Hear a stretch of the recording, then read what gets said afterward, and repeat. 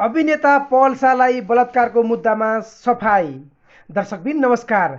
आज हामी तपाईलाई नयाँ खबर र खुसीको खबर सुनाउँदैछौँ। तपाईहरुलाई लाग्दो होला अभिनेता पल शाह विगत लामो समयदेखि कारागारमा हुनुहुन्छ। समीक्षा अधिकारीको केसमा उहाँ कारागार पर्नुभएको हो। दर्शकबिन तपाईलाई के लाग्छ, पल शाह आज छुट्नु भयो या छुट्नु भएन? वास्तविक के छ तपाईलाई हामी जस्ताको तस्तै देखाउने छौँ।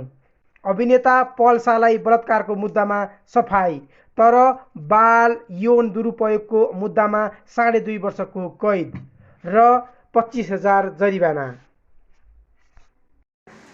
बजारमा हल्ला यस्तो थियो कि पल अब चाँडै नै छुट्दैछन्, आज छुट्छन् भोलि छुट्छन् भनेर पलका फ्यानहरूको ओइरो थियो कारागार वरिपरि।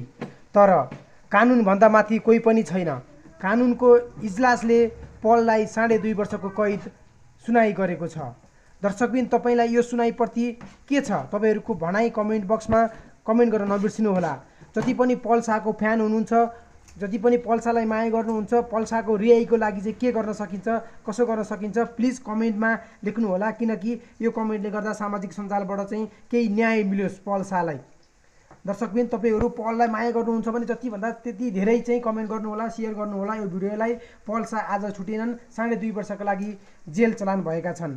तपाईले यो केसको सुनाइ गर्ने न्यायाधीशलाई चाहिँ के भन्न चाहनुहुन्छ? न्यायाधीशले न्याय गरे कि अन्याय गरे कि जस्ताको तस्तै कमेन्ट गर्न नबिर्सिनुहोला। हस्त धन्यवाद। तपाईहरुलाई हामी यस्तै ताजा अपडेट दिइराख्नेछौँ।